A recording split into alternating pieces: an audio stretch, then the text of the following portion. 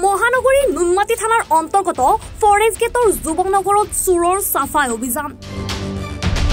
যুৱনগৰ নামঘৰৰ দুৱাৰ ভাঙি চুৰে নামঘৰৰ ভৰাল ঘৰ মণিকূট আৰু নামঘৰৰ সংলগ্ন কোঠাত সোমাই লুটপাট কৰে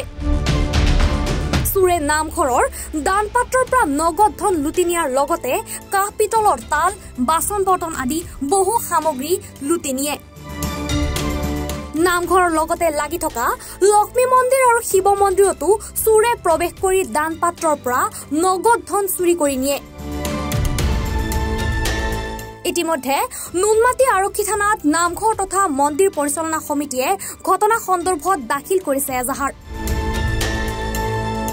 এজাহাৰৰ ভিত্তিত নুনমাটি আৰক্ষীয়ে ঘটনাস্থলীত উপস্থিত হৈ আৰম্ভ কৰিছে তদন্ত আমাৰ আসলতে বহুতখিনি ক্ষতি হ'ল ইয়াতে আমাৰ গডৰেজৰ নাইকমৰ 6টামান তলা আছিলে এটা তলাত নাইকমৰ 550-600 টকা সমস্ত তলাখিনি ভাঙিলে আৰু স্লেপৰবিলাকত আমাৰ গডৰেজৰ তলা আছিলে সেই তলাবিলাকো ভাঙিলে ভঙাৰ পিছত আমাৰ ইয়াৰে এল ড্ৰপ চিট পানী যিমান দৰ্জা আছিলে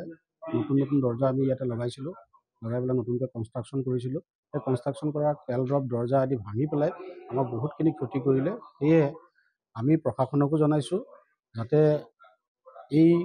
চুৰবিলাকক ধৰি পেলাই বিহিত ব্যৱস্থা ল'ব লাগে যাতে অন্যান্য আৰু নামঘৰ মন্দিৰত যাতে তেনেকৈ হ'ব নালাগে আৰু আমাৰ ইয়াতে বাতি সোণৰ ফুলি শৰাইত মাননীয় অৰিহণা যথেষ্টখিনি আছিলে এইবিলাকো লৈ গৈছে তাল আমাৰ লৈ গৈছে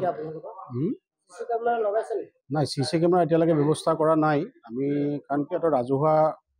নামঘৰ হয় ৰাজহুৱা নামঘৰত আমি CC কেমেৰা এতিয়ালৈকে তেনেকৈ লগোৱা নাই বা লগাই নাই এতিয়া যিটো পৰিৱেশ হৈছে আমি নিশ্চয় CC কেমেৰা ইয়াত সোনকালে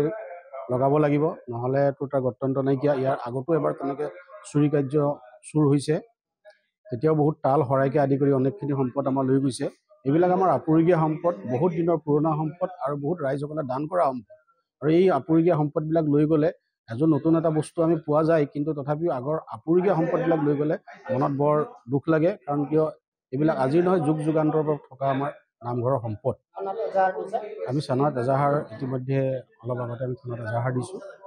আৰু তেখেতসকলে আহি পেলাই ইয়াতে সৰজমিন তদন্ত কৰিছে গুৱাহাটীৰ পৰা হিনাদেৰ প্ৰতিবেদন এনি ভাৰত 24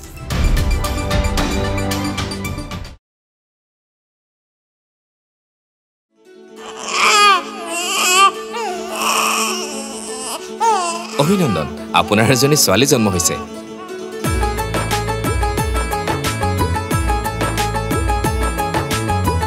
লাহি পাহি এজনী